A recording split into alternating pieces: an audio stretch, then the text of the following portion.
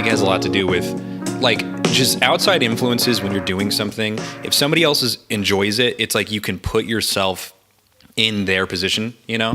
Right. And be like, I get why they see it, and now I see why it's funny or why it's good or why I enjoy whatever, you know? It's like you just sometimes need that other person.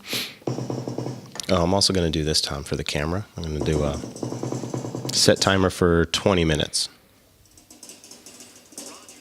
Cool. Roger that, it says. So in about 20 minutes, there's going to be a beeping because I need to get the camera back on. So I'm not being rude to you. I'm not being rude to you either. But, also, you know what else I realize I don't do is I only address the camera as if people are watching. I don't always address the only audio listeners. So I'll do things like, I'm doing this thing with, literally when I was recording it last time, I was like, I'm doing this thing with my hand.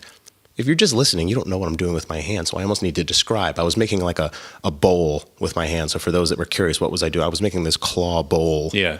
Or just watch the YouTube video, and then makes my life easier. That's it. Just put a little more effort into it. Yeah, just watch it too. Listen, do you know what I mean? Listen, definitely listen, guys, but also watch. I only listen, by the way. You do? Yeah. Well, I only listen too. But isn't that weird that I listen to I think I was telling you that. I listen to my own podcast. I don't think it's weird. No, you have to. Yeah. Well, mainly I'm doing it from a technical standpoint, from a production standpoint. I want to say, hey, do my audio levels sound good in the car when I'm going 60 miles an hour? Exactly. Because that's when I listen to almost all of my podcasts. Mm-hmm. So I assume the same of others. Maybe they're going 35. I don't know. You got to test it through different speakers. It's all the above, man. Yeah, I've listened to it through the phone. Hold on, sorry, ADD. Tom, I'm all over the place right now. Go. Is there a specific level, right? I'm looking at this, right? And I've got all these dBs and I've got all this negative stuff. Like, where do I need to be? Where should I be? Let me even ask you this. Sorry, super ADD, lots of caffeine. Yeah. When I'm in Final Cut, right, I get my levels. Similar to Logic, right? You've got your little green bars. Sure. You got your green, you got your yellow, you got your red. I know yellow and red are bad. Yeah, like what are you doing? Where do I want my green for most? Like when I'm talking more about like mixing mastering levels. Yeah. -6. -6. Yeah, that's in that area. You get good headroom. So when you start to do mastering, you can, bump stuff up, increase some frequencies, and you have, like I said, just headroom to -6. Yeah, make it sound better. Because right now my voice, I went up to -12 there. I got a little loud. So I could go up a little bit then. Yeah. So I've got room. Yeah. Yeah. I just want to make sure I'm not clipping. That's it. But also one thing to recognize that I need to recognize and that everyone should recognize is that if you're using a microphone, you're very close. And then you get away, you need to then project your voice a little bit more. Yeah, definitely. Or if you're about to laugh hysterically, move away from the microphone. It's podcast etiquette. Yeah. I'm yelling to the right. Yeah. And then as I come up closer, I'm going to just bring it down a little bit. Bring it down a little bit, yeah. And then get really intimate with the microphone. Get real close. This reminds me of that Saturday Night Live bit when they're doing the NPR thing, the sweaty balls. Oh, yeah. Sweaty balls. Sweaty balls. Sweaty balls. Sweaty balls. Hi, Faith Middleton here with the Food Schmooze. Today we're going to be talking about butter, lemon, biscuit, crumbs. Should you cover your body with them? We'll find out more. Yes. Excellent. We should just talk like that the whole time. The whole time. Yeah, so we can hear all the room ambience. The whole time. Get the deep. Sponsored by Stamps. Sponsored by Stamps. Okay, so I'm going to do intros just because why not? Let's do intros. Let's get those out of the way. This is a fake phone call. So, welcome everyone to the Steve Walter Photo Podcast, Season 1, Everything is Art. With us today, we have a super special guest, to the point where I completely changed everything. We're doing a different shoot. This is our new background, right? And for those audio listeners, I've rearranged the furniture. Watch it on YouTube. So I got some feedback. Some people said, specifically my brother said, he's like, it's stupid. You're sitting on the couch. This is my brother's voice. You're stupid. You're sitting on the couch and people like turn, like you should just put a table in the middle and face one another. So Duckman, this is for you. Mm-hmm. So I hope you are listening and all you watching, specifically watching. So with us, we have my baby boy, Tom Lavery. In the flesh, Tom, the baby welcome. boys. I'm so happy you're here. I know, I'm really happy to be here. It almost feels like I'm here for the first time, even though it's definitely not the first time. Not at all. Mm-mm. No, I have had you in the studio here dressed up as was it a cowboy? No. What were you dressed up? Remember when Woody? You were wearing... Was it Woody? It was Woody. Yeah, you were dressed up as Woody. I'll have to see if I can find that photo and then pop it up on screen. Oh, yeah, that'd be good. Real fast. I think it was Woody, yeah. You've been in the studio many a time. Yeah. Yeah, no, definitely. I've done some characters here. We've jammed out. We've done, a couple photo sessions as well. Mm-hmm. Yeah. I would say at least a couple. Probably a few. More than 2. Right. A few, I would say, is 3. Yeah, I've definitely had a little bit of whiskey here. A little bit. Just a bit. Nothing like crazy. Just relaxing, having a good time. Right. That's all. So for those that already know, I intro Tom every single time because Tom is the guy who makes my music. I say my music. I take It's your music. I take ownership, right? Yeah, like, you I'm just should. like, oh, Tom makes music for me. No, you make music for you. You make music for everyone else, right? Yeah. As I've mentioned many times before, go on Spotify, go on iTunes, wherever you listen to music, search in Tom Lavery. Here's his name. That was my magical graphic. And just listen to his stuff. Tom, how would you? I'm going to put you on the spot. How would you describe your music? My music is, I like dramatic music in the sense of like you're talking to somebody and there's a song going on in the background, and then all of a sudden the song kind of switches to something else, and you turn your head. It's like a head turner. Oh yeah. Like, oh yeah, what is that? Mm-hmm. So I try to interlay a lot of that aspect into the songs I make, which doesn't really describe what kind of music it is, but that's kind of the underlying message, I guess. You painted a picture though. That's it. Yeah. So, but in terms of just like sonically what it sounds like, Yeah. I don't know, man. I'm all over the place. Hip hop influences, which is weird because I will be the first one to admit I don't really listen to hip hop that much. Like How funny. never did. Yeah. But Same. I found it like in my DNA or something. It just kind of came out when I was making like music. Like all my drum beats are just these like, okay, all right, I'm gonna rap to this. Yeah. I was like, I can't rap. What No. am I doing? And then you have like pretty keys that sit over it and synths. Like and little stuff. butterfly chords coming out with just hard hip hop beats behind it. Like it doesn't make a lot of sense. But a lot of like old school, and I blame my father and my mom for like, how would I describe that? Like very beachy. Like dad loved like 60s, music. Mom was more like 70s, 80s, that kind of thing. Okay. So that kind of comes out. Just very beachy vibes. Things you would sit on the beach and listen to. Very like airy guitars and wispy melodies and all that. My vocals are very subtle. Oh, I also do everything myself. You do. I've learned in life that who I am as a person is somebody that doesn't necessarily work well with other people when it comes to music. I have a vision. I guess it's like, how many directors are in a movie? 1.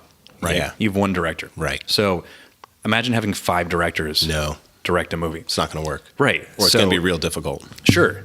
And it's kind of how I feel with my music.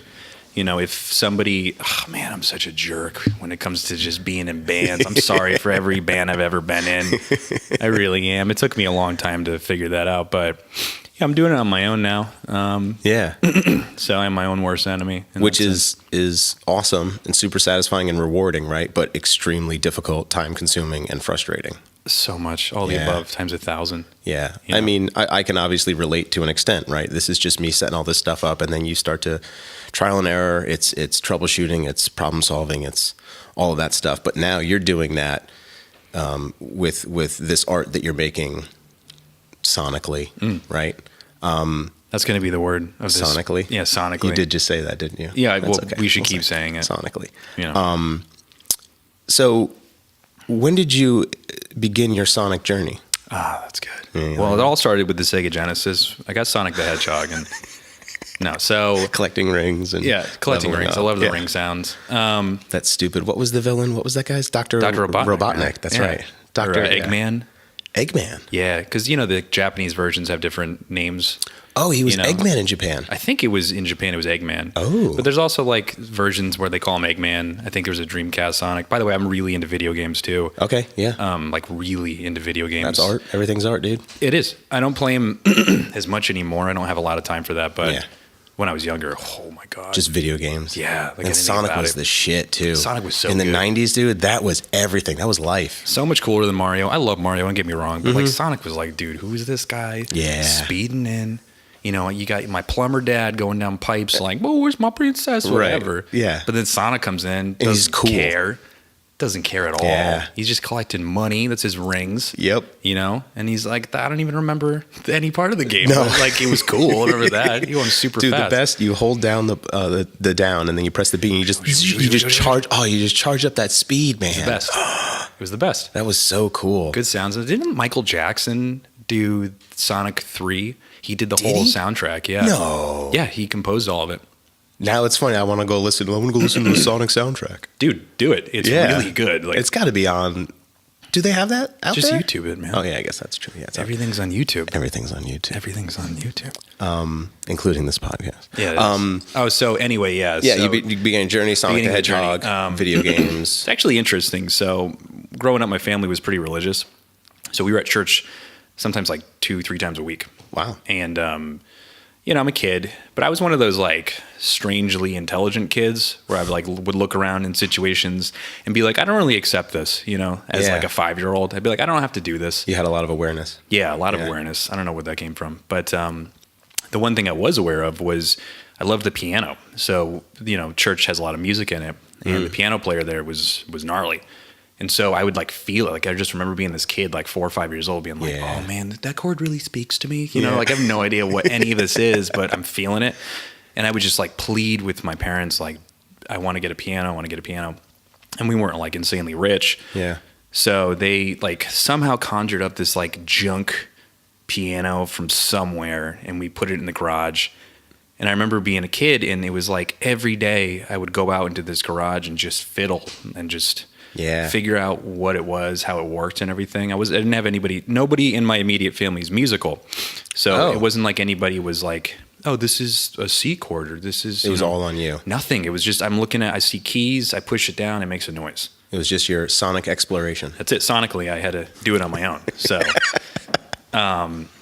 That's interesting. Yeah. So you're in there and you're literally just like, this sounds good with this, or this, maybe not this. And just, that's it. Yeah. I figured out what things sounded good with each other. And, it was funny too, because I remember being younger and like playing with this junk piano and knowing that like some keys down here should match the sound up here, like an octave. Now that I know that, but it was off by like a hair. Like it was something was weird about it because it wasn't tuned correctly. Okay. I didn't know how to tune a piano. I mean, I could barely put the straw in a Capri Sun at that point. So I'm literally just like, I remember in the piano, there was one octave that was perfect. Yeah. So I would just play melodies in that octave. Yeah, cool. And I would teach myself like just what sounds were what keys and all that. And I remember thinking to myself, when I get a better piano, it'll make more sense over here, and like all that. Yeah. Yeah, so it was like just a lot of fiddling around. I would like we had an old tape machine, and we had a bunch of like classical, like just like Mozart and Beethoven and all that. Yeah. And I would put the tape machine on top of the piano and like play like Fior Elise. So it's like doo doo doo doo doo doo doo. I'd stop it and be like boop boop boop boop boop. Try to figure it out and just match it, rewind it, go back and forth. Dude, hours of my life just that's cool. Trying to just copycat this classical music in there. Literally play it by ear. Right. Yeah. I wasn't reading notes or anything. It was just audio. It was all audio in my ear and out. Yeah. So it's like I was teaching myself how to play music in the worst way. I was the worst teacher. Yeah. But then now that I'm down the line here, there's a lot of other things going on, but to fast forward a little bit. Yeah. Now that I understand music a little bit better and I can teach myself what's actually going on, it's so much easier. Yeah. To have that foundation of, even though it was crummy, arguably, right? Like there was no classical training, you figured stuff out and it made sense to you. And then now you're like, oh, I know all of that stuff. It's just way easier to process. Like, right. Oh, I want the sound to go here so I know what to do to bring it to this mood, right? To tell that story. Right. Yeah, that's cool. Yeah, so piano was like a big thing. And then I remember, I should preface this by saying I'm super competitive, like so competitive, dude. Yeah. If you're like, hey, we're in a competition, bro, I'm like, you're going to go down. I don't even know what it is. Yeah. You're like, we're going to chug milk. I'm like, damn it. Because now I got to chug milk. But super competitive. So my mom, she bought my older sister a guitar with an amp and all that. And it was actually a nice guitar. It wasn't like those starter, like Squire ones. Right. It was like a legit standard Stratocaster. Oh, yeah. Yeah, like red. It was super nice. And my sister, I think she played it for like a little bit and was just like, I'm not going to play it. So I got it. Yeah. And now I'm looking at my sister like, okay, you failed at doing this. Yeah. I'm going to master this now. And so I was a piano boy. Yeah. So I'm taking this guitar, holding it on my lap like a lap guitar, playing with my thumb on the top, tapping, boop, boop, boop, boop, like all over the place, like a piano, basically. Yeah. Not knowing what I'm doing. Again, nobody's musical in my family, so it was just kind of like, oh yeah, he's playing the instrument. I'm just like, doo boo boo, whatever. Yeah. And I played like that for like an odd amount of time, like 7 months of me just playing Oh, wow. on my lap. Just completely wrong. Totally well, not wrong, right? Let's just shouldn't say say wrong. right. But everything just is art, man. Very I mean, that was my own. Yeah. That was my own art. Yep. My uncle, he plays guitar, and I remember going to his house for like some party, and I was doing my little lap thing, and he's Yeah. like, "What are you doing?" I was like, "I'm just playing guitar." He's Hey, like, dummy. Yeah, you're an idiot. And I remember he took it and he just like forcefully shoved it up. Yeah. I still remember like it hitting me here. I was like, yeah. oh, I don't like that. Yeah. Oh, I don't like this. Let me lay it flat again. Yeah. That was I just slowly want to slip it back down, play what I'm doing. He's like, nope, right back up. How funny is it that you remember that feeling I totally remember that feeling. of the guitar hitting you? How old were you, do you think? 10, 12? Younger? Yeah, no, I was Around like, there? like 10 or A 12. long time ago. Yeah. And you remember that. Everything. That's so weird. And that's connected to a lot of memories too, because I think related to that feeling, I remember like what people were wearing. I remember the time of day. I remember where it was in the house we were at. Yeah. Because it was just that jutting Because of kind that. of right up. That got stitched in there Yeah. and connected to everything. Your uncle has no idea.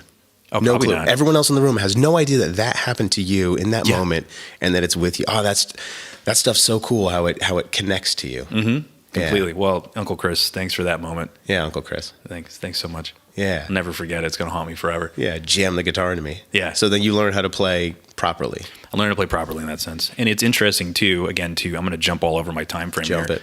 is that one of the techniques I use is the shaping the chord with the left hand, slapping it down on the neck so it rings out the chord without strumming it, and then right. freeing up the right hand to tap melodies, which is like kind of a piano thing to do, but I was doing that on the lap when I first started.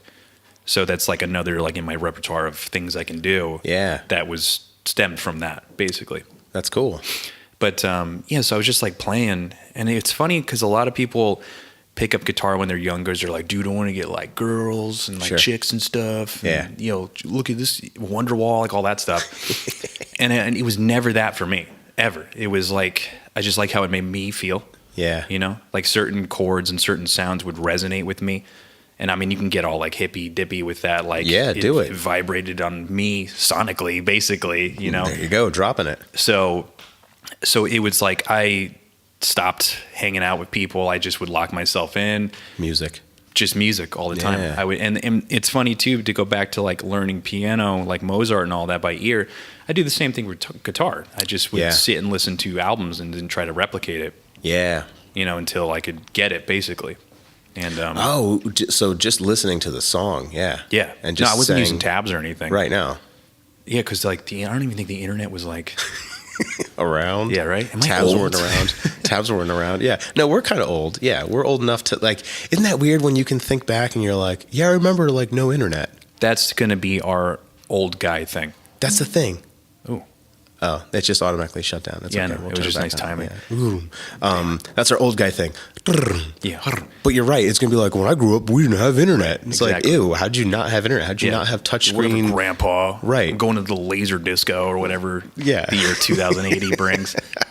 Dude, what do you That's so what do you strange. think like our grandkids are going to listen to? Dude, I can't even imagine, right? Because I was watching some video and they were, oh no, you know what it was? You know what's a good thing to watch on Netflix is comedy or stand up for drummers. Have you seen that? With Fred Armisen? Dude, he's fantastic. Did you like it? I did because I think I liked it more because I like Fred Armisen more than the actual content that he kind of his bits. Like, Can I maybe ruin it for you a little bit? Like you can, it's okay. Yeah. I heard Fred Armisen's like a huge dick. Really? Yeah. Oh no. Yeah, doesn't that suck? No, yeah, that Doesn't that sucks. suck? He seems like such a good guy. Such a like awkwardly nice guy. Yeah. Yeah, I heard he's a huge dick. Really? Yep. I mean, he's one of those introverted like musician types. So it's like I Yeah. kind of get it, but at the same time, I don't get people being dicks. Like Right, why would and you at be a least not a dick? funny way. Like I'll rip on you, but it's Sure. like it's in jest, it's in good humor. Right. But just to be a dick, to be a dick. To be a dick. I'm like, why? Why would you ever do that? I think like, you think about the 10 Commandments and all this thing, right? It's like, number one should just be, don't be a dick. That Just should like- be all of them, right? That's like all of it. Just like, dude, don't be a dick. I feel like that solves all of the commandments. Just don't be a dick. That's And how I like try to that live my life. applies to all of them. Don't be a dick, man. Right. Like, be nice. Like all these things, like thou shalt. Yeah, no, just don't be a dick. Thou shalt not be a dick. Thou shalt not be a dick. It's just so simple. It's so simple. Yeah, it's easy. And then if you're like, yeah, I'm a stand-up comedian and I write all this cool stuff and I'm a drummer, I'm going to do a special bit. And then like you're in the green room and you're like, you guys are screwing this up for me. 100%. How am I supposed to perform now? You guys get out of my... That's what's in my head the whole time watching it. What are you doing, man? I'm like, No. who did he piss off before he got on stage? Yeah, that sucks. You know? And then you know what was weird was... seemed very awkward. The guy with the Mohawk, Green Day. Trey Cool. Trey Cool. Yeah. Which is funny, like 50-year-old man, he's Trey Cool. And it's like, you're a 50-year-old dude. Trey not so cool anymore. You kind of, like, he doesn't have the Mohawk as much, but it's almost just like, But he seemed real awkward. Like, he seemed kind of uncomfortable. Like he wanted to be funny, but he's like, I don't really know how to do this. Like, right. Fred, it'll be cool because we're drummers. Because before they filmed it, Fred Armisen was like, you don't make that face. Right. Sit down, Trey. Don't screw this up. I don't care if you were in Green Day. Yeah, we're going to do this bit about the orange, and you better laugh. You better make it fun and good. Make it authentic. And at the end, I bet he was like, dude, you screwed that up. Timer's done. All sounds at the same exact time. You got that? So here we go. We're going to stop this timer and then hopefully remotely watch this dude. This is 2018. Hold on. I'm going to connect. Come on, camera. Show up. So I have to connect to the Wi-Fi of my camera. My camera is currently distributing a Wi-Fi signal, which is not showing up on my phone. So this isn't being filmed right now? It's definitely being filmed. Oh, it is? Oh, yeah. Okay. Do you cut this out of the podcast? We could, or we could keep it for entertainment. Yeah, I guess it depends if it's funny or not. Yeah, I'll probably cut it because it's not showing up. I should have brought props, man, because you could clip it, and then when it comes back, I'm wearing, like, glasses. Son of a bitch. Okay, hold on. Yeah. Keep going. I could get progressively older. Oh, am I taking over the podcast? You can. Okay. Yeah, you can take over. I was in Starbucks this morning, and the guy was like, hey, welcome to Starbucks. How can I help you? And I was like, yeah, let me get my food and my coffee. And he goes, do you want a bottle of water with that? And I'm like, I just got obscenely mad at that question. Like, no, I didn't ask for a bottle of water. I don't want you to even recommend it for me. I know it's healthy for me, but dude, what are you doing, man? Like, don't offer me stuff. If I wanted water, I'd be like, can I also have some water? Oh, yeah, you're right. I am so thirsty that I need water right now. Thank you so much for reminding me. Yeah, dummy. I want to be dehydrated with my coffee. Like, leave it alone. I don't need a reminder, you know? My wife, Sarah, you know my wife, but those that don't. Sarah, always, like, that is, like, if there's a bit between us, it would be like, drink some water. Like, she's always telling me to drink water. Yeah. I don't drink enough water, and it's weird because, like, I do need a reminder because I don't drink enough water. I drink a lot of coffee. I don't drink enough water. I would say my reminder of I'm like that too. My reminder of drinking water is when I get this incredible headache that like is a band around my brain. Yes. And I can feel like all of my head melting away. I get the same thing. And I'm just, every step I take, it's just throbbing. And I'm like, why? You just got to chug a bunch of water, and then in like 2 minutes, it's gone. See ya. Yeah. For those that don't know, Tom and I are the same person. Oh, yeah. I don't know if that was established yet. That's been sort of a bit. Yeah. That's been going on for what, 5 years? About 5 years now. Yeah, that we're the same person. Yeah, totally. There's too many coincidences. Yeah, there's an odd amount. There's just too many similarities. There are some things, what did we just discover this morning that or not this morning, but that... I'm not cool with people seeing me poop. Yes. Yeah, not cool with it. Yeah, no, don't let it happen. And I'm like... Oh, no. It was pooping naked. Pooping naked? Yes, that was what it was. You're right. I mean, I guess and no one should be really cool with seeing them poop, but whatever. I mean, right. But yeah, pooping naked, you were into it. Love it. I hate it. Love it. Pooping naked and squatty pie. So pooping naked was funny. My buddy George Perm, he's going to be on the podcast. Yeah, the tattoo guy. Yes, tattoo George guy. Is cool. I love George. And his Snapchat for a long time, and probably still currently, I just don't use Snapchat as much, was just him naked doing things. Okay. George likes his nudity. And he sent a picture of him pooping naked. Like, there was like a mirror and he was like in a hotel or something. It was like tasteful. It wasn't like, here's my logs and my balls. No, yeah, the camera was right there. He was, blocking the goods, but it was just like pooping naked. And then I was in a hotel. He was at home. I was in a hotel and I found myself naked and there's a mirror and I was like, well, I got to take a picture and send it back to him. Be like, George, I'm thinking of you. And he's like, I love you. I'm like, yeah, I'm sitting here pooping naked. And now when you combine that with a squatty potty, dude, squatty potty. Man, you're about that, man. I love it, man. So thank you, John Depp, for getting me our very first squatty potty. Yeah, that was our wedding gift, our engagement gift. Yeah, I think it was our wedding gift. What a lasting impact that had. So good. Yeah. So, dude, Highly recommend it. I can't do it. I think we did talk about this too. This is where we don't agree. So we're the same person, but also little differences in very minuscule ways. Specifically around pooping, it seems. Yeah. I'm not, so we poop differently. We poop differently. I hover when I poop. Everyone, really? Yeah, you don't know about that? No. Oh my God, yeah, I hover everywhere. Wait, at home? Maybe not at home. I think I relax at home. But if I'm in public, I'm like... You hover? Yeah, through the camera. It's like a perfect 90-degree angle. Oh God, my calves are just all... I was going to say, dude. So you don't just do like the paper on top of the... Dude, the paper. On the seat? Yeah. Do you do the paper? Most of the time I don't. I'm really glad you said that. Yeah, most of the time I don't. I was about to be offended. If I'm in like if I'm in a toilet that's like... And I look at it, I'm like, oh, that's not good. Like gas station, New Mexico. Then if there's paper, I'll throw it on. Sure. But for the most part, I'll inspect and go, I don't think I'm surrounded by germs as it is. Yeah. So it's like a couple more germs, I'll live with it. You're gulping them down, basically, in the atmosphere. It's just there. Yeah, I don't know. Yeah, but I hover. I mean, not hover in the sense where, like, when I drop a bomb, it's like making like tidal waves of water coming out, but like enough where I'm not touching the toilets. Okay. Not a big fan of all that, you know? Yeah. Yeah. I also don't like the feeling of when I go into a bathroom and I sit on the seat and it's like oddly warm. I'm like, what happened here? See, I kind of love that. Who did this? I'm like, oh, someone prepped this for me. No. So, okay, I found our difference. It's pooping. Yeah. But everyone poops. Everything is art, and everyone poops. Yeah, big time. So Fred Armisen's a dick. He is. But I liked that special. I thought it was pretty good. I just liked the combination of what he did. I liked that he was doing something different. Yeah. Drumming and music. It wasn't typical stand-up. It was just like a bit show, kind of. Yeah. For those who haven't seen it and to not ruin it, he has a bit on there where he goes through every state of the country and he does an accent for each state. That was good. So good. Yeah, I like that a lot. I was like giddy watching that. Yeah, Do you remember what he said for Connecticut? Like he did the impression, but he said something. No, I don't. It was like, that's not my business. That's not my business. Or something like that. I'm like, yeah, Connecticut. Connecticut. Yeah, sure. That sounds about right. It was good. I mean, he nailed he talks about being in a band with people, which is like, that was a big chunk of my life. Yeah.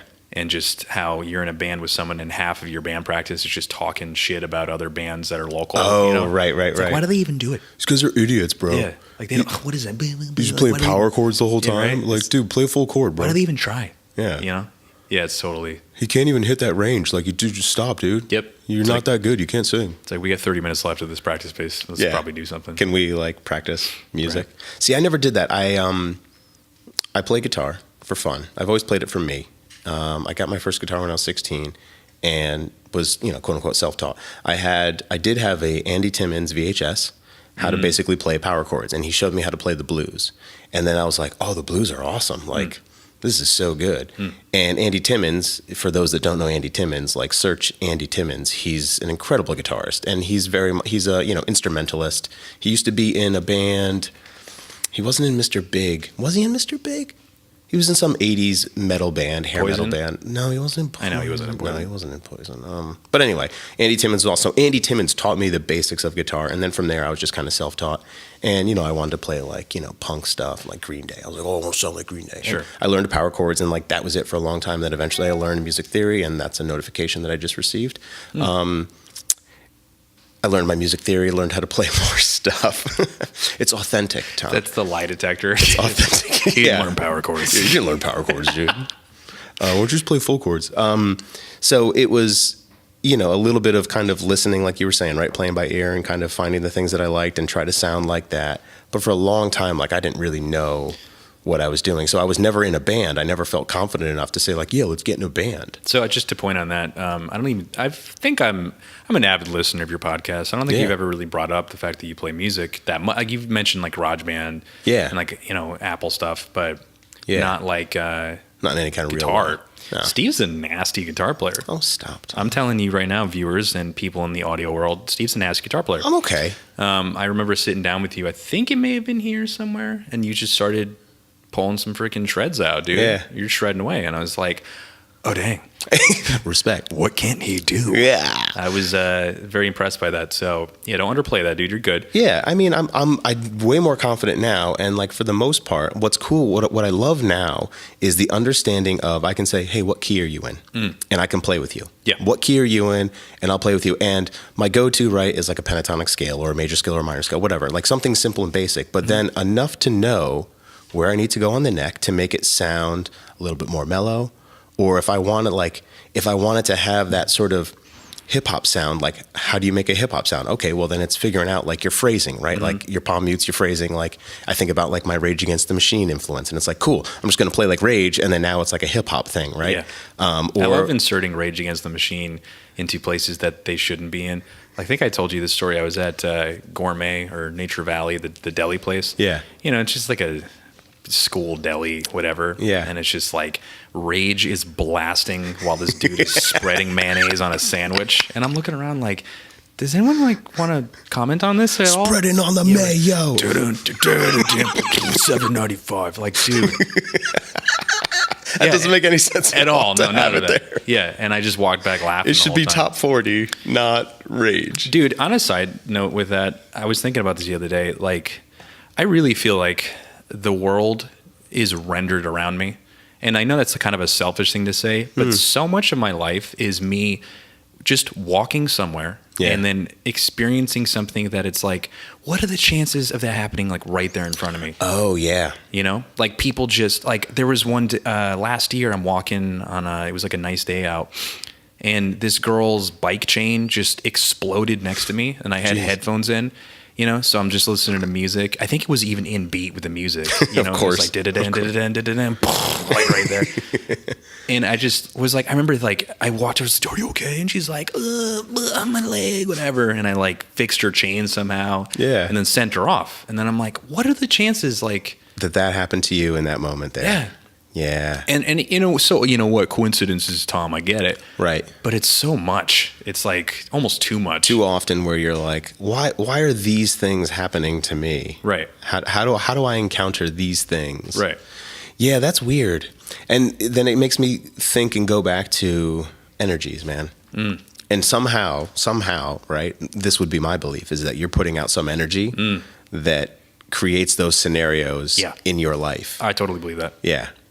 So, I'm accepting. I love them. Yeah. So it's like, what is that energy? Well, I don't know, but it's just an energy that you emit that then like some girl's riding along, and then like it just happens that like her chain explodes, and then like Tom goes over and helps her out and like fixes her, sends her on her way, and you're like, you'll never believe what just happened. Right. Yeah. It's like an endless supply of me telling stories, which is like one of my favorite things to do is tell stories. So we just nailed it. That's basically what it is like, Tom's good at telling stories. Yeah. So Tom needs stories to tell. So let's surround him with scenarios where this will make a good story. Dude, are you being God right now? This is freaky to me. Yeah. That's essentially it, though. That's what's happening. Yeah, I think it is. It's the energy I'm putting out where I'm like, all right, how can I tell a story about what's going on here? Anything funny You are really good at telling stories. Thanks, man. And you have an animated way, but not in like this big boisterous, like it's an animated like, this thing happened, and it complements the story. Yeah. You know, some people suck at telling stories. I want to shoot myself when I'm around those people. I will not name names, but they exist. Yeah. And even myself, I know, especially if I'm caffeinated or if I have an adult beverage or two, I'll kind of go on a little bit. But what I like to do is be able to remember, oh, wait, here was my point. Let me go back to this. Let me kind of talent. Like I try to have that awareness, and then I think like in the moment as I'm telling it, I'm like, this is way out of context. Let me reel it back in. Let me come back over here and give you the point of the story, because I see I'm losing you. Which is important. So that's the thing. You see that you just see somebody kind of look off in the distance, and you're like, oh, I'm rambling. Like you're out. Shit. Okay, hold on. Wait. Here's the point. Too much fluff. Yep. And then you go back to the main bits. Right. And you get them with the and the ums and like the key phrases to gather attention again. There's all science like related to it and stuff. There is, yeah. But I feel like you and me, like we didn't need to be taught that stuff. I feel like it's kind of just embedded into us. Yeah. And I can relate all that to just stand-up comedy. 100%. Like I remember when I found out that you like stand-up, I think as much as I do. Yeah. It's like, that's why. Love it. Oh yeah. Same person. Completely. I refer to myself, because I heard someone say it, like I'm a student of stand-up. Like I'm not actually a student. Like I've never taken any kind of stand-up classes, but like I like to enjoy the sort of process, the art of stand-up, and knowing that like, you know, when you watch a comedian and like there's this setup, right? I mean, it's a formula. you follow it, it's a formula. So there is a science to it, but at the same time, there's an art to it. Right. Like Fred discovered, it's just like, hey, I'm going to kind of break the mold of this science, and I'm going to do my thing, right? And you're still going to laugh. Or one that I really like that's very Bo Burnham. I don't know if you're a fan of Bo Burnham. Yeah, you like Bo. He did things. He's done things quite differently. Like his routine on stage is very different. Yeah, and it's his own, which is really cool. So again, when I think of like, I'm studying like, oh, he's doing this and he's getting away with it versus someone who is just like so straightforward, like a Seinfeld. Like it's a bit airplane food. What's up with that? Ronnie Dangerfield. Observational, right? Like all those people, like it's just so typical. And, I agree with Bo Burnham has his own thing, and it's very entertaining to watch, and it requires an insane amount of talent because he's doing a lot of stuff that requires synchronization, timing, like whatever it is. Well, especially because with all the music stuff that he does, he has, there's some kind of producer sitting at like a board who is like timed with him, and they need to work on that. It's lighting, not just him. Everything. Yeah, which is really cool compared to, again, the sort of the classicness of why can't I think of his name? Mitch Hedberg. Oh, Mitch. Poor Mitch. He died on my birthday, man. Really? Yeah, that was a bummer. Sucks, dude. I don't remember what year it was, but I remember being in, I think it was in high school. I was like, oh man, that was supposed to be my day. And then he just dead. Thanks, Mitch. Yeah. I liked Mitch, I think, more after he died. Because I remember watching him when he was alive and just, it was funny, but like, I don't know. Here's the other thing about me is like when people are obsessed about something, I call it like the Krispy Kreme effect. So Krispy Kreme didn't come into Milford where I was living at the time, and everybody's like, "Dude, Krispy Kreme's coming! Right? You get in line, man. Best donuts ever." And I'm like, I'm gonna hate this place. Right? And then I go to Krispy Kreme, have a donut, and I'm like, it's just okay. There's nothing great about it. Yeah. So I call that the Krispy Kreme effect for that. Makes sense. Mitch Hedberg was a Krispy Kreme effect There's for me. this build up, dude. It's the best movie ever. It's the funniest. Funny. I felt that way about The Hangover. Dude, it's fucking funniest movie ever. And I was like, it wasn't that funny. It was okay. Like, did you see it in theaters? It was all right. No, I didn't. That's where you messed up. So maybe that's it. I saw it in theaters. But people were so amped up about this movie, and I was like, it was okay, I guess. And I watched it again and again and again. After like the fourth time I saw it, maybe it was like third. It's funny. It's a funny movie. It's a good movie. But I agree, right? Like when someone hypes something up, the Krispy Kreme effect. I like that. Yeah, it's just kind of. So with Mitch, you had that same kind of, oh, dude, he's hilarious. He's the funniest guy ever. It's like, he's all right. He's funny. It's funny, like, talking about this, because the Krispy Kreme effect, like, I've called it, like, basically for the last 12 years. I'm like, it's just the Krispy Kreme effect. Like, expecting other people are going to know what you're talking about. Dude, I have another one that made me think of that. I call it the slide theory. What's the slide theory? I think the actual scientific term for it is, like, the Boehner-Madoff effect. And it's when you don't think of something for a while and it just kind of springs into your life, and then you see it everywhere. Oh, are you talking about, like, I'm buying a car? So I start like, hey, I'm looking at red Subarus, or it's like, and then everywhere I go, red Subaru, dude, red Subaru, or just Subaru, like Imprezas everywhere. Dude, do you ever notice how many Subaru Imprezas there are? It's like, no, there aren't, but it's just because, what is it? It's the slide effect, but what is it actually? I think it's like Boehner-Madoff. Boehner-Madoff. Like with a dash in the middle of it. Yeah. Yeah. I used to call it the slide theory because I remember being like 6 or 7 years old, sitting in my dad's car and be like, Dad, how come like, I won't see a slide in a playground for a long time, and then all of a sudden I see slides like everywhere. Like, what does that mean? He's like, I don't know. So it's just like that stuck with me forever. Yeah. So I'm like, I don't know what that is, dude. Yeah, I'm almost 30. I mean, like, it's just the slide effect, bro. Like, it just stuck with me. The slide effect. Yeah. How funny is that? Yeah. I think about slides, and then like I see slides everywhere. Yeah. And then I don't think about it, but then I think about them again, and then they're everywhere. Right. That's really weird. Mm-hmm. Oh, that's so crazy. Around me, dude. That's why I think that. It's so crazy how everything is art. Duh, right? Podcast. That's why I called it podcast. But like everything's relative. Yeah. Like how you were saying, like things that happen to you, right? That you put out this energy, so that energy comes back to you, right? That's relative to you, right? I'm not going to encounter those scenarios because maybe I'm not that good at storytelling, right? But there are things that I encounter, whatever it is, or things that I experience that are going to be relative to me, and they're relative to everyone. So everyone that's listening, like this is relative to you in some way, shape, or form. There might be one or two things that we hit it on, and you're like, oh my God, yeah, totally. And there's a lot of things you're just going to like, just let it run in the background because you're not really connecting with it. So it's just so interesting that the slide effect. Yeah. Yeah. Yeah. How come I don't see him and then I see him? That's so funny. Isn't that good? Yeah. That's another thing, Dad. I don't think, you had that effect on me, but I remember that day. We were driving your white van. We were headed to Ramada Inn, I think, to fix a computer. Yeah. If you're watching, I remember that day. To fix a They computer. gave us ice cream at the end. That's another thing about my memory. It is like either just I could relive it like I'm there. Yeah. Or it is totally gone. Conversations like we had 2 days ago. I'm like, what? Yeah. Huh? What are you talking about? I But said then that? like moments from 22 years ago, it's like right there. Popped in. Do you ever go under surgery? Yeah. So you got like knocked out and everything. Oh, yeah. Give you like the gas. Yeah, I had the gas. I always like to describe that as if your memory, if you come back like, well, think about the last time, and so you're starting to do this thing in your brain. I'm thinking about the last time. Yep. Whatever it is, it's like a filing cabinet of various like shapes and sizes and like how new they are and clean they are. Yeah. So you pull out your memories and then you pull out this like square and like, oh, there's my memory.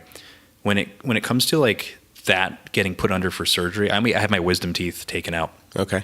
And I imagine this like dusty filing cabinet, like it's all warped, and you gotta jam it open, and then you take that memory out, and it's like wavy and like you can't really think of it too much. Yeah. Like I visualize that. Like if you were to ask me, like, do you remember getting knocked out? And it's like I kind of do. Right. You know, I actually remember like waking up a little bit in the middle of it and like feeling like it felt like the doctor's elbow was in my mouth, and he's just like, get in there, like whatever, and like I hear like crunch, crunch, and I just go back to bed. So like I have these weird wavy memories, you know. Yeah.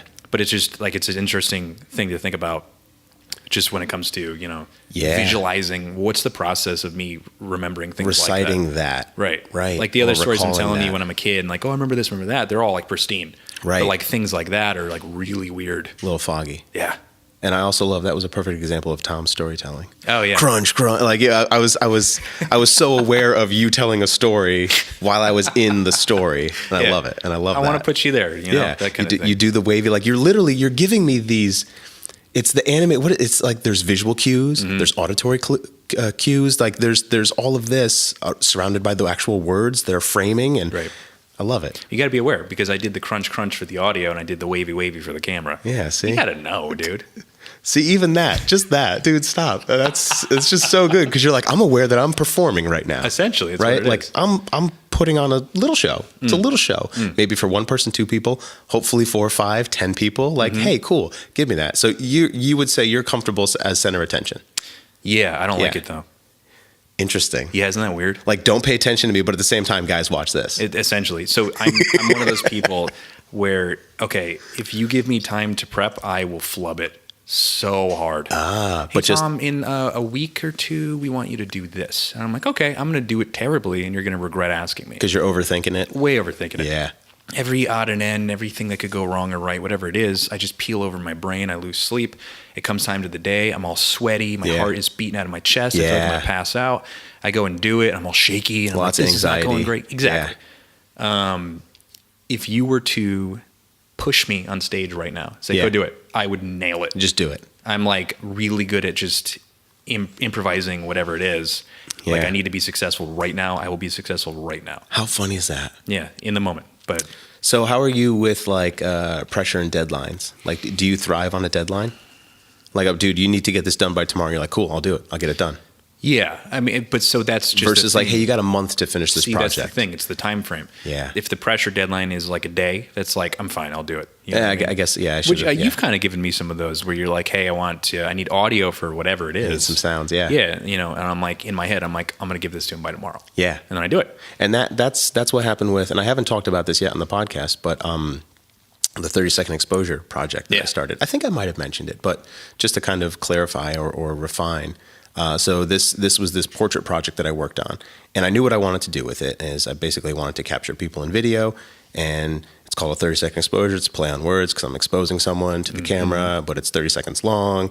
Kind of a play on words of a 30-second long exposure with photography, blah, blah, blah, blah, blah. Also connected to a 30-second hug because you have this connection. Like, there's all these things. I have it, go to at 30-second or 30EXPSEC on Instagram, yeah. And look at them. But I knew what was missing was the sound, the music. Yeah. So I come to my baby boy, Tom, and I say, boy. Tom, I need this thing that has like piano stuff and has like this chilling. You're like, yeah, I got it. Yeah. You're like, I got it. Cool. And then you had this idea. You're like, what do you think of this? What do you think of this? And there was this back and forth. And I love that we have that. I love that there is that openness of like, hey, I have this thing. What do you think? And I can honestly say like, well, I kind of like this. Maybe if I had this, you're like, cool, yeah, let me do that. And you do it. So it's like, here's a little bit of direction. And then you make it your own. Hey, could you refine this? Could you just refine this a little bit? Hashtag could you just. Could you just refine this a little bit? And you did. And then it was like, oh my God, this is perfect. Right.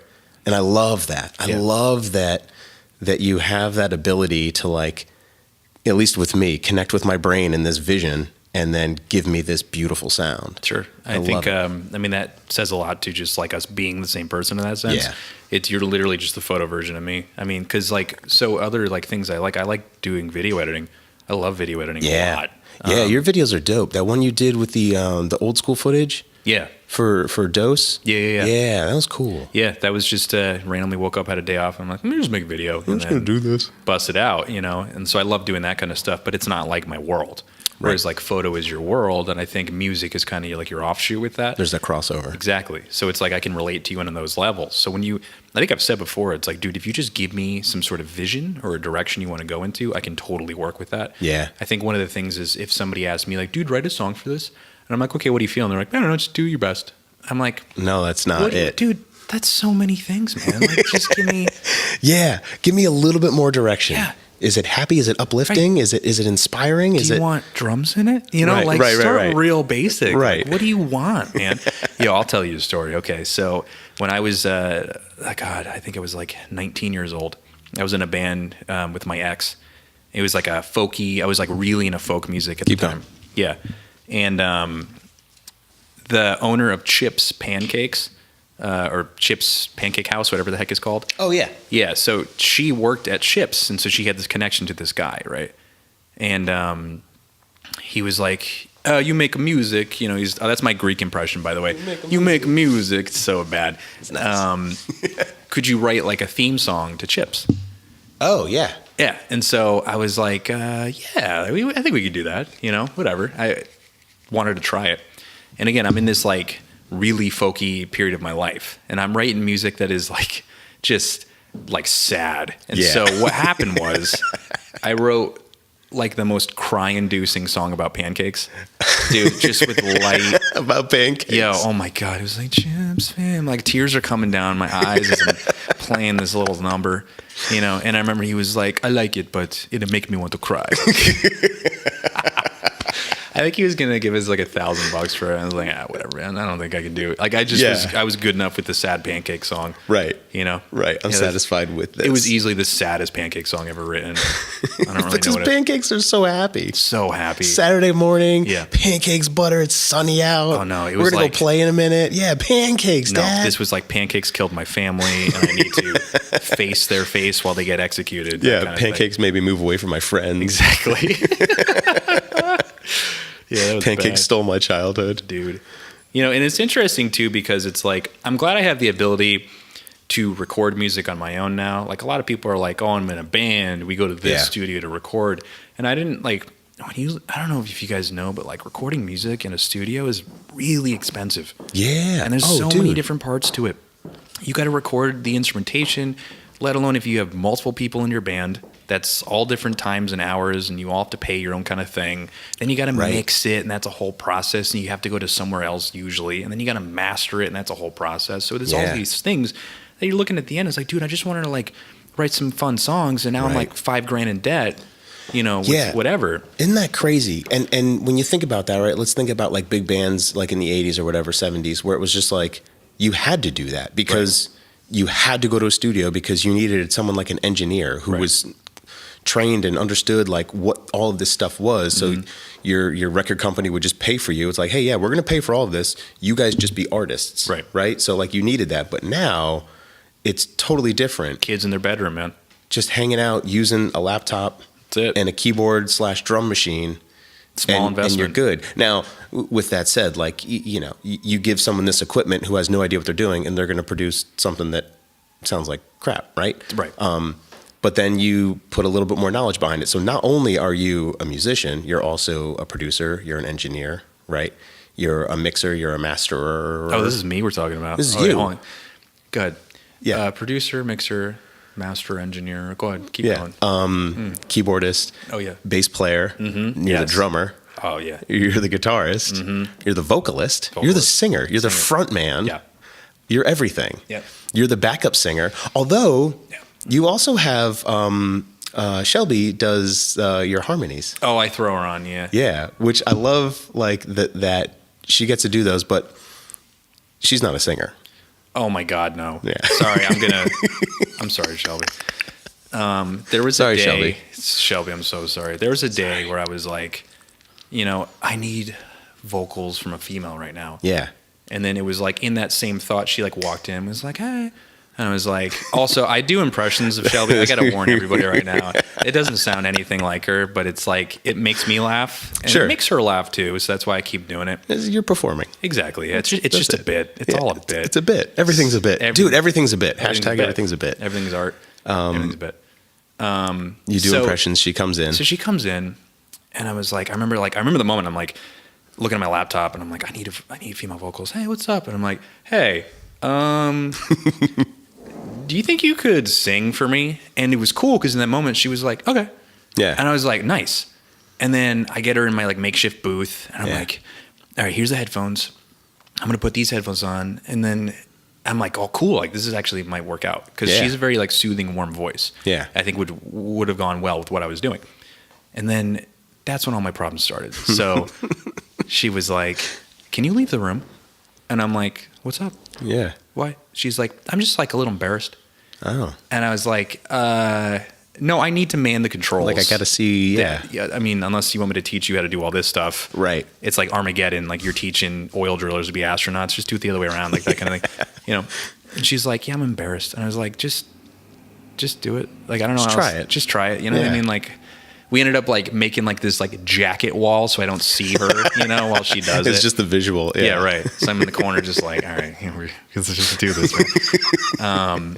So a lot of time went by, and I remember I hit record, and I made it so easy. I was like, I sang the part, like, because I got a decent range, so I sang her octave that I was like, dude, just match this octave. Right. Sing exactly what I sing in the exact same way, and then I'm just going to mute me after. And she's like, okay. And so I did it. Hit record, and I was like, oh my God, you're not a singer? Ooh, this is not going to go. You had a lot of work to do. Yeah. So I ended up like looping the part, and again, it's no offense to her. I mean, that's not her world. No, like, not at totally all. not. If somebody was like, hey, could you go fly this aircraft? I'd be like, dude, why? Like, I'd be like, can you leave the room?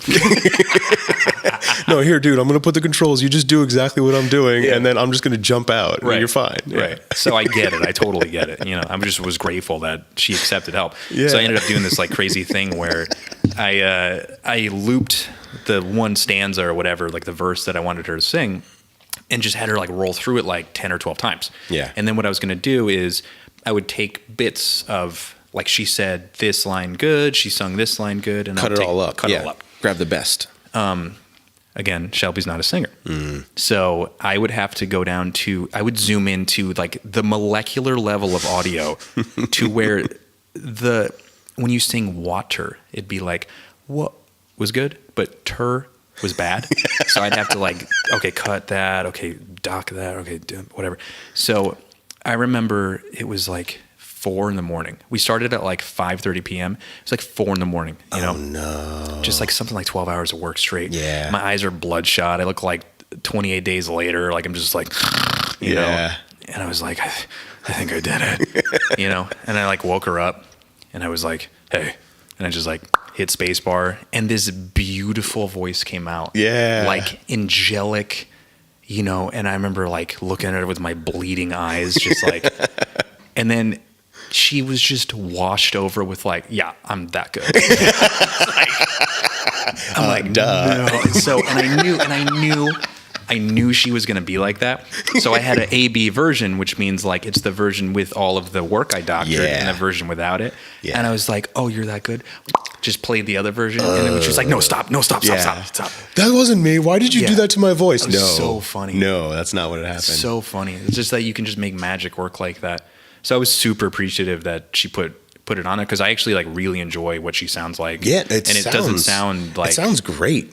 Yeah, thanks, man. It doesn't sound like robotic like T-Pain stuff. Like no, not at all. It was just making magic work on the audio. Well, and I think too, right, because it's a harmony.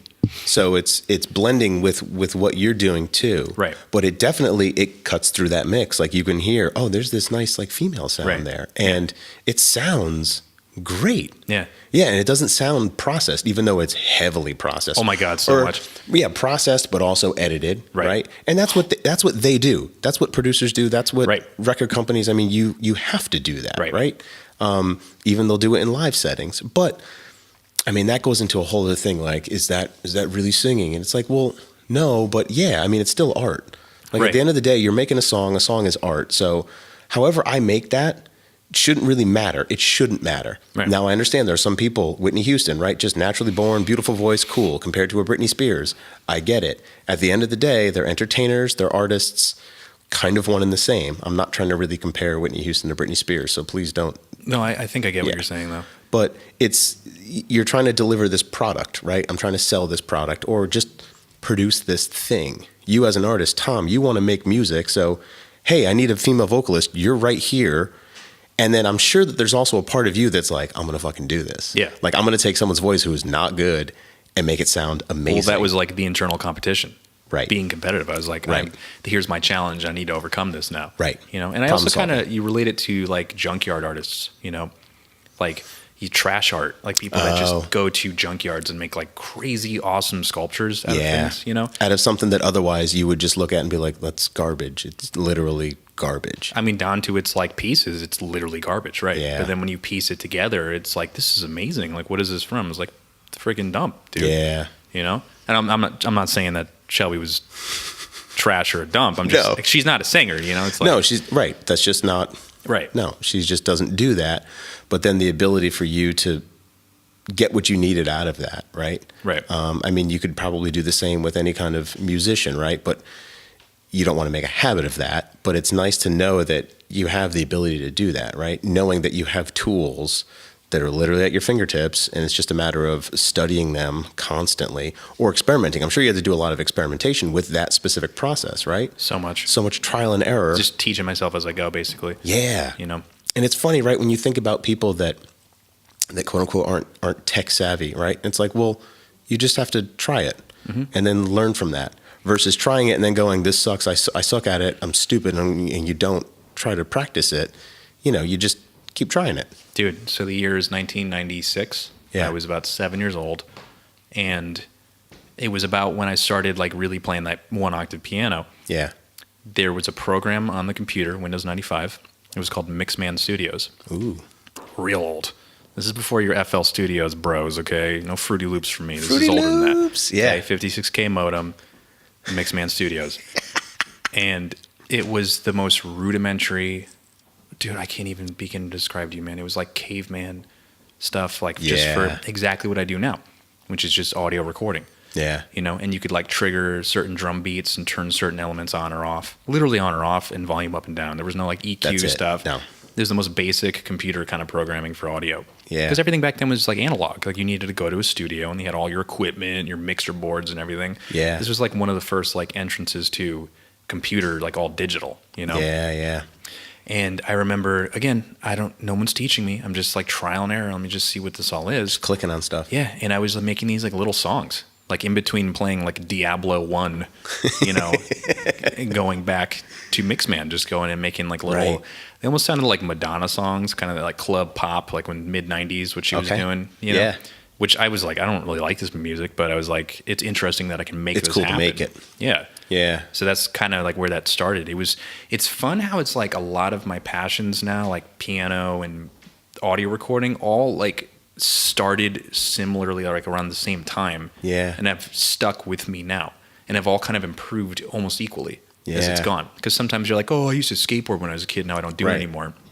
I was like, no, I did kind of everything I do now when I was younger, and I just kind of still do it, and it's just I'm better at it now. Just a different way. Yeah. Right. Better at it. Right. I always had this like vision of me, like with guitar especially, like I would be this like maybe not fat. I don't know if I'm gonna get fat again, but like an old dude. Yeah. Sitting on a rocking chair in a porch. I'm like real old, and I'm just like, and you go on your nightly walks, and you just see old man Tom sitting on his front porch. Shredding guitar, absolutely destroying this guitar, going nuts. again, head turner. So you'd be walking and be like, what the hell is this story, you know? Yeah. Because I feel like I've seen that like in my life as when I was younger, like looking at these old people that like are just going nuts on their instrument. Yeah. How many years of work, and you get instantly jealous. You're like, I'll never be that good. Right. Well, dude, give yourself 80 years of doing it over and over again. You will get You'll that be good. pretty good. Yeah. So I'm also, you know, perpetuating that idea. I'm going to be the old man shredder. Yeah. I also I mentioned skateboarding a little bit. I used to skateboard a lot when I was younger. Same. Yeah, did you? Yeah, a lot. I mean, what was it? 14 to like, 18, 19, something like that. So, yeah, I think a good amount. I was never any good.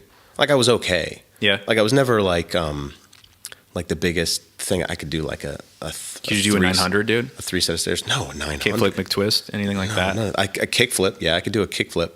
I could do a backside 180 kickflip. Oh. Right? Hey. That was like, or no, you know what I would do is I would do them, I would do a nollie. I would do a nollie backside 180. And that was like my trick. Yo, and nollie like backside 180? That was Steve Walter? It. Like, that's as good as it got. Hey. That was it. I never did any vert stuff. I never really did any kind of like ramps or anything like that. It was always just street, find a cool curb, wax it up, and then just, Yo, Santa Cruz curb wax, bro. Dude, so good. On. So Smells good. like vanilla. Independent trucks, dude. Yeah. I had. Yo, did you have ABIC 5 bearings, ABIC 3, ABIC 7s, I think? I don't remember the bearings. Black Panthers, man. I had those. I remember Black Panthers. Did you ever use the bearing ring as a ring? And then have it turn your finger freaking green. Yep. Yeah, that was stupid. We used to WD-40 bearings to make them go faster. Oh, just zipping? Zipping in. I remember that was the thing. You'd spin it and be like, yo, look how good these wheels are. Bro, just it goes forever. Spin it, dude. You like stop it like 12 seconds and like, well, it'll go for like another minute. I don't want to like keep you here. Yeah. Dude, those were like the days. Hookups decks. I remember hookups. I had independent trucks. Yeah. All those things. I actually got I was like really into like Rodney Mullen. We're so like off topic. Skateboarding though was like a big part of my life for a while. Yeah, dude. Rodney Mullen was amazing. Like he was like the inventor of all these tricks. He still is. Did you see the thing he did recently for Vanity Fair? Yes, I did. In that 360 room where they were recording him? Yeah, that was really cool. And he literally developed new tricks for that. I think he's autistic. I think he is too. Yeah. I bet he is. It makes sense. Did you see his TED Talk? Yeah. He was like cringy, dude. Yeah, watching that, but at the same time, like that savant, like yes, it was inspiring, brilliant. Because I think it was so focused. I realized in that TED Talk, I'm like, oh, he's on the spectrum. He's different, yeah. Which makes, like you said, total sense because how else could somebody become so dedicated, to their craft and be so good at that? Yeah, just For those that want to, literally go to YouTube, Rodney Mullen greatest, or just Rodney Mullen best tricks, whatever it is. Like you watch the stuff and you're like, holy crap, how did he do that? Even for today's standards, because the stuff kids are doing today is freaking crazy, right? Because everyone's pushing the envelope. Right. But even back in the day, in like early '90s, right? Mind-blowing. He was doing things where you're like, how is that possible? There's no way, dude. The dude invented the modern board shape for skateboarding. Yeah, like there's so many things that he had a hand in. And he wasn't this like Tony Hawk kind of dude. And no offense to Tony Hawk. Tony Hawk's cool. Like I'm not hating on him at all. Tony Hawk's awesome. Yeah. Dude. But like Tony Hawk's like you're cool like skateboarder dude. Yeah. Rodney Mullen's like you're introverted, like super nerdy, like I don't really associate with anyone, but like all I do is skateboard. Like Tony Hawk is like Thomas Edison and Nikola Tesla is like Rodney Mullen. You're like he's got an edge to him. He did some cool stuff in there. You know what I mean? Yeah. Yeah, totally. Like the dude was an idol for me for a long time. Yeah. Yeah, it is funny too how like growing up, all my friends and I got into skateboarding and like guitar around the same time. Again, I had my older sister's guitar, but it wasn't a starter guitar, and they had all starter guitars. Right, and you're like, what's up? Yeah, I'm like, what's up, dude? Mine's red. Yours is black. Whatever. Nothing crazy. But idiot. So on a guitar, it's called action. That's the distance between the string where it lays and the neck. So it's like basically, if you have high action, it's harder to push down on a chord for people that don't know. So if you have low action, it's like really nice and like buttery smooth to push down. It doesn't hurt. But if you go too low, you start getting buzzing noises. So it's like you got to find like a good mix. So the guitar I had really low action. So I would play, and it was really easy for me to just kind of put chords or melodies down. Whereas my buddy's guitar is super high action because they were just crap guitars. They're cheap, yeah.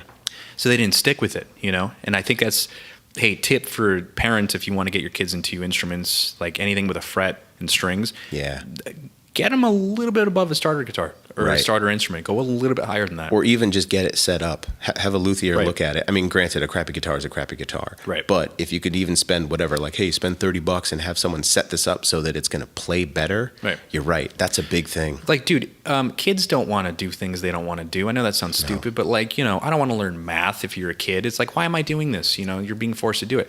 Now imagine if because again, it hurts to push your hand down. Imagine if you're learning math and then like, every time you figure something out, you get smacked across the head. It's like, I don't want to do this. Yeah. Why am I doing this to myself? Yeah. So go a little bit above, or like you say, get it set up. And I feel like your kid or whoever will stick with it a little bit longer. It's kind of like my tip. Yeah. I like that. Little dad tip. Little dad tip. Yeah. Oh, I'm a dad in training, 100%. Yeah. Oh, yeah.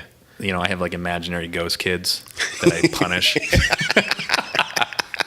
That was a good punishment. That was good grounding. Yeah, that was really effective. Yeah, I think he learned a lot from that. Cool. I'm going to save that one. That was a good one. I'm going to come back to that. Yeah. Some years later. So if you could, so part of what I did when I reached out to you, I was like, Tom, I want you on the podcast. Needs to happen. People need to know who you are, right? Yeah. We talked about you bringing your laptop and your machine. Oh yeah. And making some things. Do you want to do some of that? Yeah, I could do it. Let's see. We gotta. Let's remember this one off. Hold on, let's do this. So, are you pausing it? No, we're gonna keep it going. This is authentic. Oh, it's super authentic. I'm gonna turn this on, and I think what's interesting. Ooh, is it worth? Do you think it's worth doing a screen capture of your screen? Yeah. You know what I'm saying, or would you rather not? We can not. Let's not. Hey, it doesn't really matter to me, but.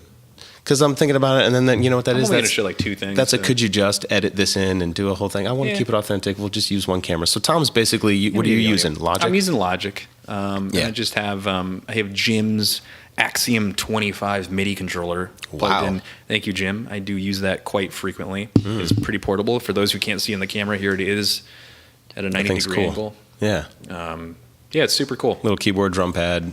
Yeah. Looks like some knobs and buttons and things. So, I mean, it's good. How it's okay, you're good.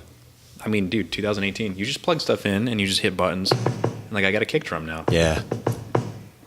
You know what I mean? Like that's awesome. Does that sound okay in there? Yeah. And then again, hip hop in my DNA, right? Like I just somehow got on drum pads and I was like, oh, I'm nailing this after like one day of playing with it. So I could just, somebody's like, all right, set up a beat, and I could just be like.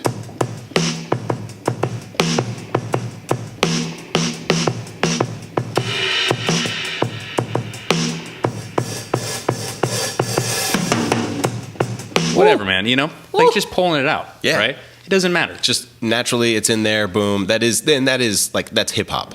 That's not blues. That's not your R&B. That's hip hop. No, it's all hip hop, and I just keep going to it. And it sounds great. Yeah, it's cool. And all I'm doing is just hitting buttons. I'm plugged directly into a computer, and I have like two things turned on here. Yeah. So one of the cool things I've been doing, I actually had it in my older place where I had set up like a jam room. Yeah. So I had like this MIDI controller, this instrument, I got a guitar plugged in, a piano over here, and I would invite people over. Yeah. And everybody's plugged into my computer, and they're all making sounds that I've designed over the years, but like jamming on their own. So it's like, hey, take your brain, use my sounds, and let's come up with a song. And then we would like write a song together, and it was funny because it's like I wrote this song essentially because it's all my sounds. Right. But like Ken played that, or Eli played that, or whatever it is. Right. And so you create this thing. So it's like, God, if I were to like quickly do something. Keep doing your thing. I'm just gonna get the camera. Yeah. Here, I'll set up. Just start with a little like drum beat here. Let's see if I can turn this on. Click. Hear that sound, everybody? That's the bane of your existence when it comes to being a musician. That good old metronome. Ooh, not that sound. I don't know what that was. Oh, Bluetooth. Oh, it was Bluetooth. Yeah. Yeah, that's a fun one too. All right, so I'll let that go, and then I'll go like.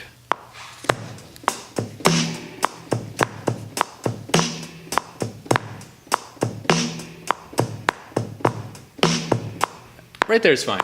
That's all you need. I get real lazy too, and what I'm going to do is I'm just going to transpose that into the correct place. I'm going to hit quantize. I don't need to explain any of this to you because it doesn't matter. Not you, Steve. I know you know what this is. Yeah, quantize. Yeah, just make it perfect, basically. Yeah.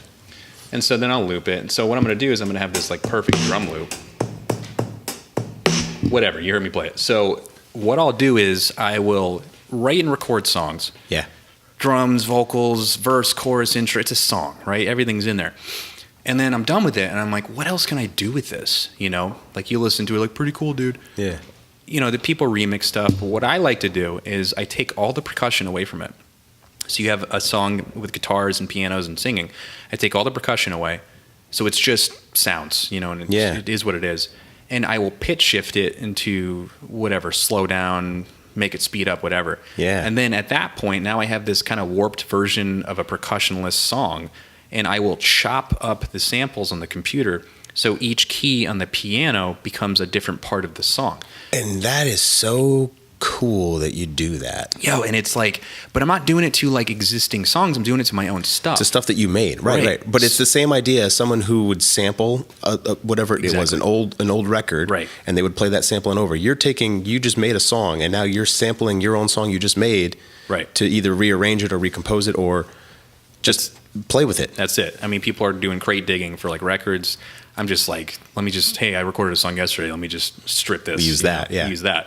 So like if you were to play each key on the piano in order in the proper timing, it would be the actual song chopped up. But because you don't want to do that, you want to play it out of order. And so what I like to do is I like the randomness of it. I don't know what key is going to make what sound, but I have a kind of a rhythm involved. So I just made the drum beat. So let's see. I don't know. This could be totally bad. Could be. Yeah, that's fine. Fine. Let's try something out. Authentic. Yeah, authentic, right? Sonically authentic. All right, so there's my drums. Let's see if this works. Oh. Okay, hold on. See? Authentic, right? Authentic. There was a kick drum that needs to go in the beginning of that because that totally messed me up. Right, there was that space. There it is. All right, here we go. So I'm just going to randomly push in a key, hope for the best once it comes around again. 2, 3, 4.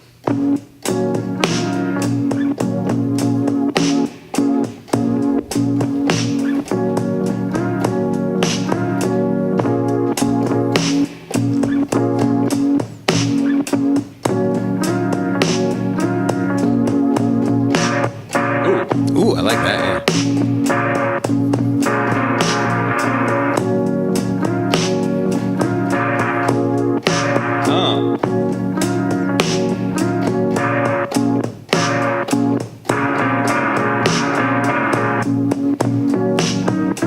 So again, I have no idea what any of that was. So that sounds so. Can you, for context? Yes. Can you take that song that you were just chopping up? Yeah. Can you play that? Or is it not? Or you would have to play through the whole thing. Yeah. All right. So it wouldn't work really well. And I only say that just for context, just so that people understand that literally, like those notes that you're playing, like you were saying, you described that if you play them sequentially, it would play something that you had recorded previously. Let me try. Hold on. Yeah, it's so interesting. So in the song that I had, that's one chord, but trying to play it's like I just hit like 5 keys to do that sound because it's just playing over. It's just over time, right?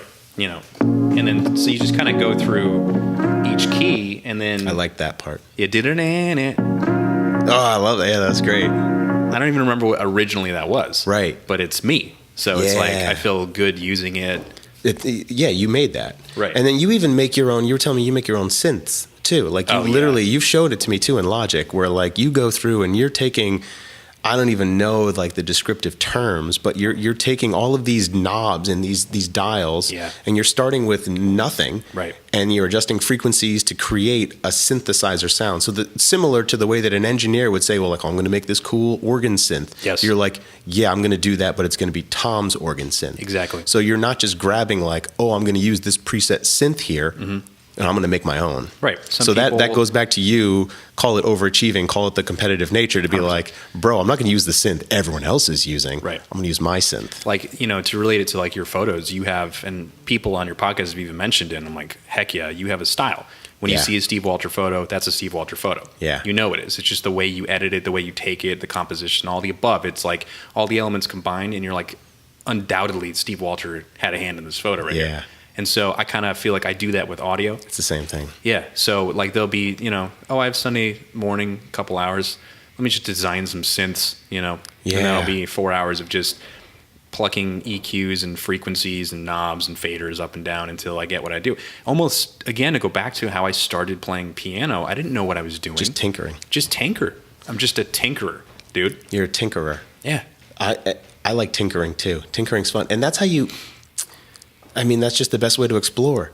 That's just the best way to explore things. Mm-hmm. Like, hey, everyone's going on this path right over here. I'm literally going to go off the trail and just kind of go up here and be like, oh, that was kind of a waste of my time, but I still went for it. Maybe I got a couple scratches for some prickers and stuff like that. And maybe I got poison ivy now, but I at least kind of went on that journey just to kind of see. Yep. And then, I'll go back to the path and I'll kind of hang out over here too. You got the fundamentals of it. That's hand-on learning. Like you and I think thrive in hands-on stuff. Kinesthetic. Yeah. Give me something. Let me play with it. I remember taking apart my dad's calculator. I might have shared that on the podcast, but like I took apart his calculator. He was real pissed. He didn't like that. But it was like, well, there's this thing I press buttons and it does stuff and it gives me this, like, but I want to, how does it do that? Right. I'm going to open it up. Oh, shouldn't have done that. But look at all of these crazy things that are in circuitry. here. Dude, I'll never forget the first time I saw like a motherboard. And I'm like, I don't know what any of this is, but like, it's cool. Yeah. I wonder what that is. And it's trying to figure that out because I knew there was something in there. There's screws holding it together and there's batteries. Like, let me open this. So it's, you got to tinker with stuff. And it's the same with lighting. It's the same with, it's literally, as we've shared, we're the same person, right? But like it's music and it's photo. Like I was describing to you a log file capture on a camera. I was like, oh, basically it's like an uncompressed WAV file. You're like, oh, cool, I get it. It's having that analogy of like, you've told me things about music and you're like, hey, it's kind of like when you're editing a photo like this. It's like, oh, cool. All right. Yeah, I get it. Right. You got to cater to your audience. Know your audience, man. Totally. We should come up with our own 10 commandments. You know, when you go to a house and they have like beer pong rules. Yeah. You know, like, bro, no backsies. It's the gentleman's shot around the back. If it goes off the table, rule 4. Okay. Yeah. Like stuff like that. But we should have our own like life rules. You know, when it comes to like number 4 for me would be know your audience. Yeah. You know, and I don't even know what this is related to. I don't even know what I'm really talking about. But it's just like, know your audience. Know your audience. Like that's such a fundamental. Don't be a dick. Like that's on the list. Don't be. That's got to be number 1, right? Yeah, probably number 1, and then a couple other ones too to further emphasize. Like 1, 2, and 3. Yeah. And then maybe know not your in audience. order. Maybe like spread it out a little right. bit. And then just number to reiterate, 6, don't be a dick again. Yeah. Yeah. Like that. In case you forgot, don't be a dick. Don't be a dick. Yeah, don't be a dick, but know your audience. That's such a huge thing. And it's like when you watch people that don't know their audience, it is the most cringy kind of like, oh, I'm so glad I'm not you. And I don't mean to be mean in that sense, but yeah, but no, I understand what you're saying. And me being the polite person that I am, I'm just like, it's the term douche chills. Douche chills. Douche chills. Have you heard that term? Maybe. Douche chills. I learned that. Who did I learn that from? I think it was Opie and Anthony that or maybe it was Howard Stern or one of them, right? Some radio shock jock. Yeah. Douche chills where like, it's that moment of when you're watching like on The Office all the time, Michael Scott does something, you're like, oh my God, don't say that. Don't say it. So oh no, cringy, that feeling, it's a douche chill. Scott's Tots. Remember that episode? That is the best, worst feeling ever. Scott's Tots. That whole episode. What you gonna do? What you gonna do? Oh, no, dude. No. Hey, Drown Mr. you out. Scott. Drown you what out. you gonna do? What you gonna do? Make my dreams come true. I forgot about that, dude. And he was like, he's like, what does everyone need in college? A laptop, battery, and it was just like, no. Yeah, dude, so bad. The worst feeling. Yeah, like when you watch somebody on stage singing and they're like off key and the pitch is messed up and you feel for them. It's when a more common term, cringeworthy.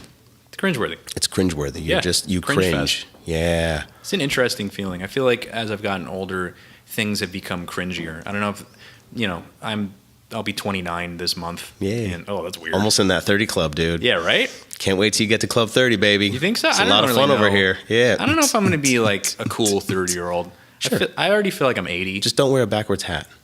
Don't wear a backwards hat. I was going to make that a Tuesday tip. If you're over the age of 30, don't wear a backwards hat. You never wear a backwards hat. Well, dude. And you don't wear hats. I don't want to cover this. Look at the hair. Come on. Yeah, that's it. Give me a little part. Yeah, give me a little part. Yeah, there it is. Nice. Don't. For those that are listening, we were both parting our hair at the same time. Again, our go back. luxurious locks. Watch the YouTube video. But yeah, just I thought about that on the drive here this morning, and I was like, because there was a dude in front of me in a Subaru. It was a nice Subaru. It sounded really good, and he looked like he kind of maybe was my age, a little bit younger, but he had a backwards hat on. And I'm like, oh, of course you got a backwards hat on, messing dude. up, bro. Drive around WRX STI, dude. Jeez. And it's just like one of those things where I was thinking about. I was like, I can't ever wear a backwards hat again. Couldn't pull it off. I look like a child. I'm just gonna look like, what are you doing, dude? What are you doing? Don't do that. That's interesting, because I bet you there's some people that'd be like, no, you could do it, dude. No, you can't. Yeah. Don't do it. I'll tell you what, people. That should go. That's in the commandments. If you're over the age of 30, don't wear backwards hat. hat. All right, yeah, that's I'm in into there. that. Yeah, that's in there. We gotta write that down. Don't surround yourself by yes men. That's okay. So let's talk about that. Let me see how the camera's doing, because I know we're going long, but it's worth it, because yes, don't surround yourself by yes men. Never. Because you're never really gonna progress. No. Right? Like if your mom is constantly telling you like, oh, you're amazing, you're so talented, you're so gifted, and you're like, yeah, Ma, I know, but like, what do you think about this part here? Yeah. And I also like that we're using mom as an example. Sure. You Well, know, 'cause the beholder of knowledge when it comes to sonic frequencies or photo editing, moms. That's good. I really like the tones you used here. I like Yeah. the switch from the minor and the major. Yeah, right. That was really clever. Right. Yeah. Maybe use the modulation wheel to glide over that synth a little bit better. I'm like, Your highlights are Mom. getting clipped a little bit. It's a little overexposed. I Yeah. think you should bring it back. Next time, expose to the left a little bit for That's me. it. Okay. Yeah. What a Thanks, sweet Mom. mother. Actually, can I take a moment to shout out my own mom for that? Please. Mom has been a really good influence when it comes to music. She's always been like, whatever I'm doing, she was kind of like my yes man in that sense. Yeah, yeah. But she also had substance to what she was saying. Yes. Almost exactly what we were just joking about. But Yeah. Mom would like kind of pick up on things, that I'd be like, yeah, that was like, I'm surprised you knew how to even say that. Like, Yeah. she'd be like, this like thumping noise you're doing. I'm like, yeah, that's called side chaining. And I'm like, Yeah. it's funny you heard that.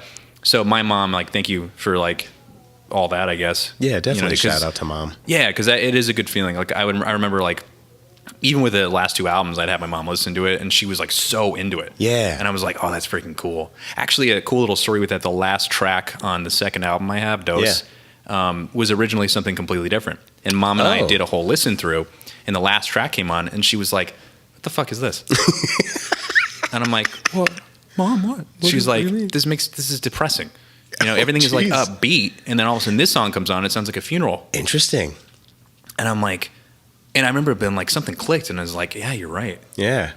And then immediately I was like, I just went over to another song I was working on, and she was like, this is so much better. Wow. And that was on the album. It's called 333. It's the last track on there. Yeah. That was originally not supposed to be on there, but my mom was like, put that one on there instead. Yeah. And I actually like that one. Like, I think that's my number one song on there now. Just I do because- like that. My favorite is Learned Words Yeah. on Thanks, Dose. man. Yeah, Learned Words. But 333. So my favorite number is 3. Yeah. So 333, 9, right? 333. Like anything divisible by 3, I'm real neurotic with 3s. Dude. The 3 is just so 333. I do love that, but I love that your mom was like, Yeah. She's like, what is this garbage? she gets the editor credit. Oh, 100% she Yeah. did. Can I really quickly talk about 3 really about quick? 3. Dude, 333 has been following me everywhere in different ways. 33, 333, just the number 3, but mostly 333. Like I have a set of screenshots on my phone of every time I look at my phone is 333, I take a screenshot. I think Oh. I have like over 200 screenshots of me Of catching 333. Wow. It has followed me in so many different ways. Like, Whoa. and I pointed it out. Like, I'll be sitting with Shelby, and then we're watching something on YouTube, and then somebody be like, at 3:33, the bombs went off in Israel. I'm like, fuck, there it is. That's And nuts. it just keeps going. Dude, I have a really creepy one. I was in this apartment complex that I live in. I'm used to living in a house, so you open the door and you're outside. But in Yeah. the complex, you open the door and it's a hallway, and there's Right. other doors and people live there. I'm home alone. I'm wearing my bathrobe, just hanging out. Yeah. And I had this like urge to just open the door and look out the hall. Like maybe something interesting will be out there. Yeah. And so I open it up and look down the hall. Nothing interesting at all. And I look up, and there's a smoke detector with 333 right above my door. Whoa. And I just instant chills. Took a picture of it. I was like, what is this number? And I'm sure there's like, our friend Ryan would be like, oh, dude, like cognitive bias or whatever. You just see what you see, whatever. And I get that, Ryan. But at the same time, it is just really eerie that it's that specific number that keeps going around. What is that? Is that the 333 monster? That's the, I think that's the heat or the something with the duck. Yeah. Does it sound like Santa's climbing up the wall? I don't know if you guys can hear that. Yeah, no, They can totally it hear does. that. Yeah. I made stock of that because I remember watching your previous episodes. Oh, really? And when outside sounds would happen, You can I'm hear like, it. now I know to pick up on that. Yeah. Like a motorcycle goes by. I'm Yeah. like, yeah. Oop. And the lady upstairs with the high heels.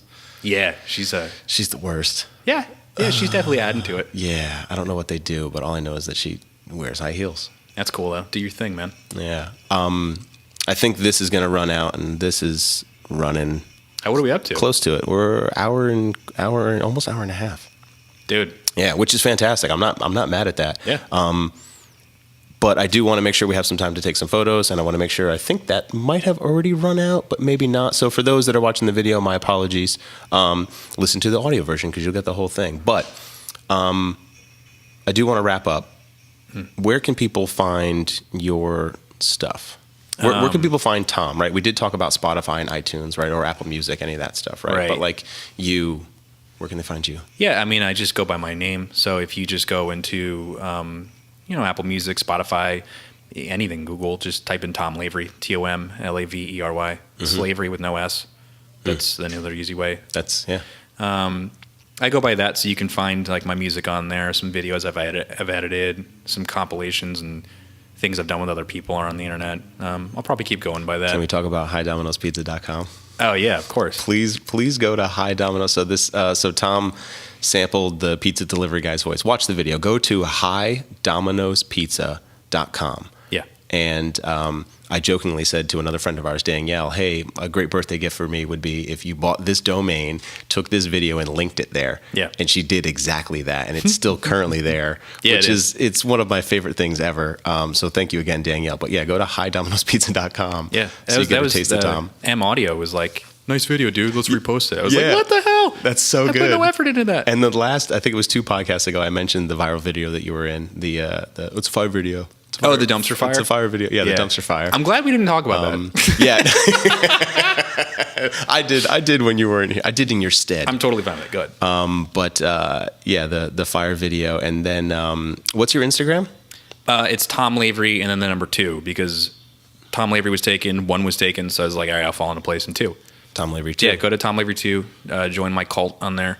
Yeah. Oh my God, I need to say this too. Yeah. I recently purchased a synthesizer from a company called Teenage Engineering. It's called the OP1. Oh, yeah. I plan on not revamping my page or whatever, but that is going to be making a lot of appearances coming up because it is such an interesting instrument with its own sense of humor to it. Yeah. It's kind of like almost like if I were to embody an instrument, it would be this OP1. Yeah. It's interesting. It sounds cool. It has like funny elements to it. It looks cool. Yeah. Yeah, you're going to be on it. It looks like a toy, but it's 100%. It's a $950 toy that does everything my MacBook Pro does in a portable level. It's about the same size as like a Nintendo Switch, so I can just throw it in a backpack and make like some music no matter where I am. That's so cool. So you guys will see a lot more of that coming up. Awesome. Yeah. So definitely make sure you're following Tom. The housekeeping that I want to do is, stevewalterphoto.com/podcast is where you can find all this stuff, right? If you want to subscribe, please do. You can find it on YouTube, all that place. Also, if you want to support what I'm doing, if you want to kind of help contribute to this podcast and just my overall efforts, I also do a thing on my Instagram page at Steve Walter Photo, Tuesday Tips. Every Tuesday in my stories, I'll share some type of photographic knowledge. And recently what I've been doing is screen captures of my computer and showing people how to do processing in Lightroom, things like that. And I've gotten a lot of good feedback from that. So if you want to help support me, it's patreon.com/Steve Walter Photo.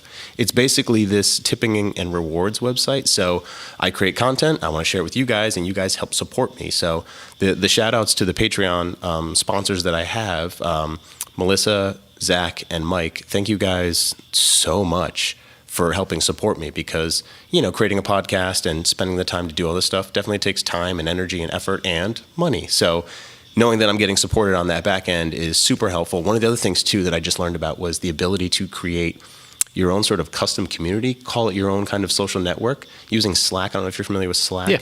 So using Slack to create this sort of this membership it's a paid membership, but being able to create this community of people where you can kind of exchange and share all this stuff, kind of like a Patreon, but kind of not. I'm exploring those ideas and kind of seeing if people are into that too. So if you guys are, give me that feedback. Cool.